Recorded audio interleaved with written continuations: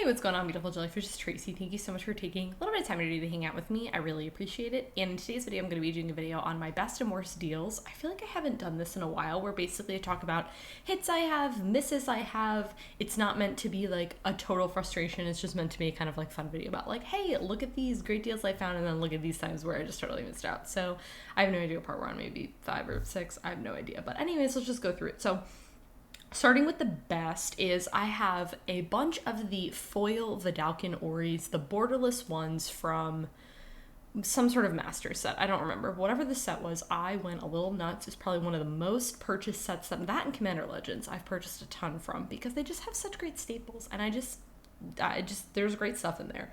And basically, I had purchased a ton of these this specific art of Vidalcan Oris because I run this card in like basically everything.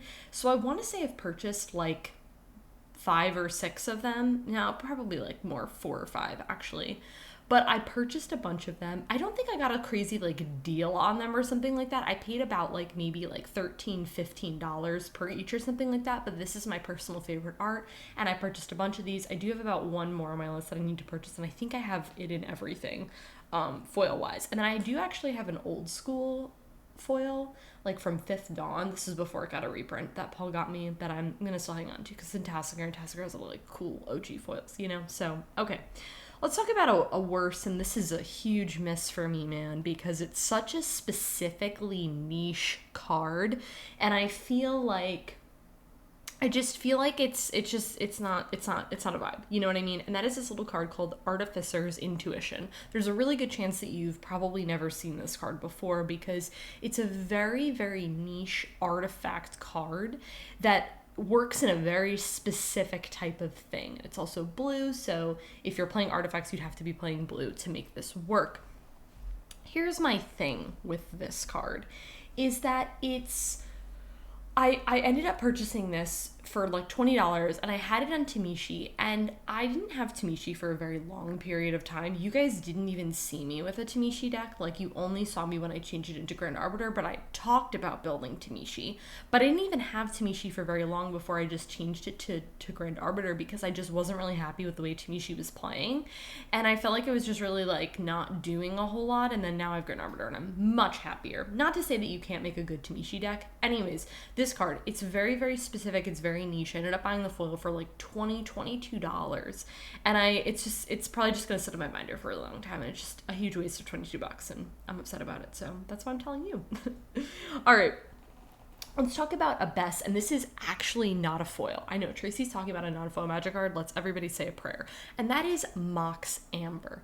I ended up getting Mox Amber in a trade, actually. And you know, it's funny because I feel like I actually own 2 of this card. And do I remember where I got the second one from? Absolutely not. But I remember where I got the first one from. It was in a trade with my friend Brad.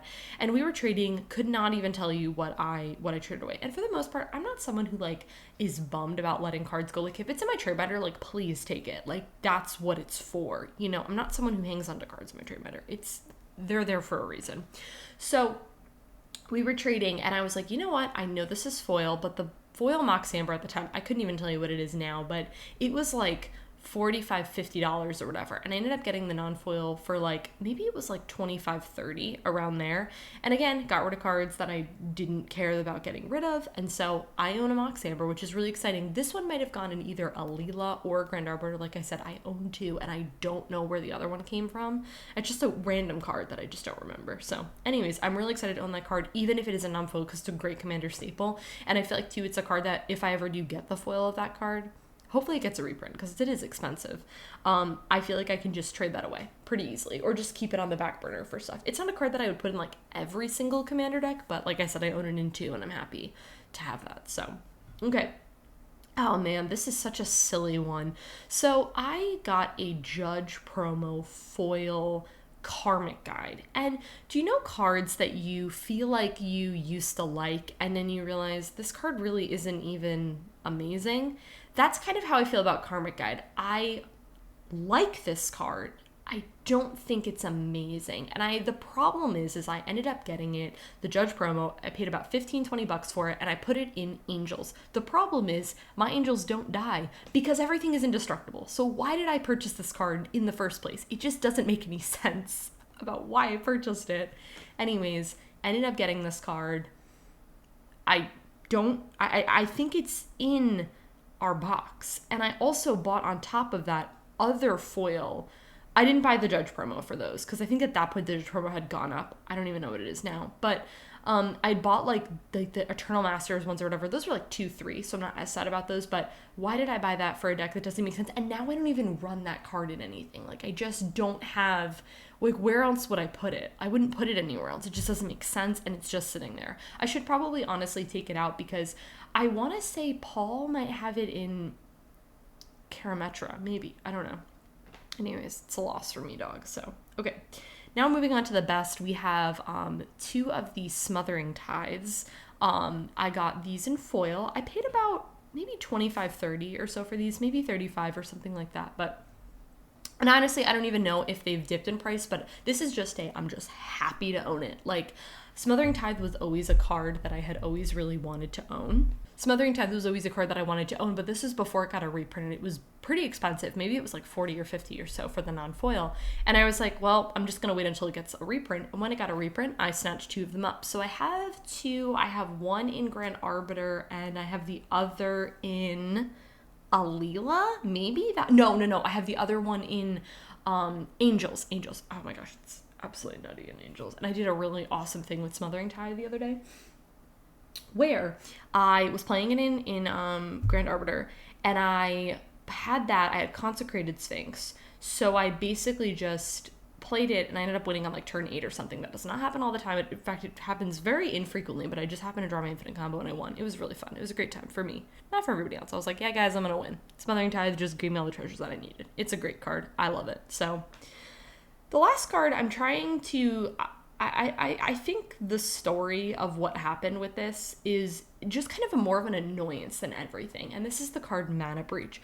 I didn't grossly overpay for this card. It has since dropped since I bought it because I remember paying $4 or $5 for it. Now, in the grand scheme of things, that's not ridiculous. It's dropped. It's about like half of that now. But